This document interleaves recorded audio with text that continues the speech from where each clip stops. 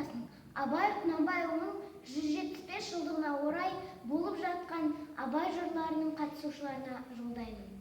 Түркістан облысы Сайрам ауданы номер 93 Абылайхан атындағы жалпы орта мектебінің 4-ші В сынып оқушысы Шүкірбек Бибинұр. Абай Құнанбайұлы құлақтан кіріп бойдалар. Құлақтан кіріп бойдалар, жақсы ән мен тәтті күй, көңілге түрлі ой салар, әнді сүйсем, менше сүйем. Дүние ойдан шығады, өзімді өзім ұмытып, көңілім әнді ұғады, жүрегім бойды жылытып.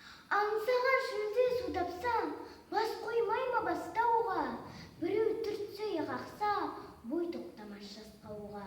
Бір кигізіп, сүйгізіп, ескі өмірді тіргізер, өмір тонын кигізіп, жоқты бар ғып жүргізер, есіткендей болады, құлағым ескі сыбырды, ескі ойға көңілім толады, тірілтіп өткен құрғырды, ішіп терең бойлаймын, өткен күннің уларын, және шын деп ойлаймын, жұрттың жалған шуларын, тағы сене бастаймын, күнді алдағы шқуларға, есім шығып қашпаймын, мен ішпеген ол бар ма?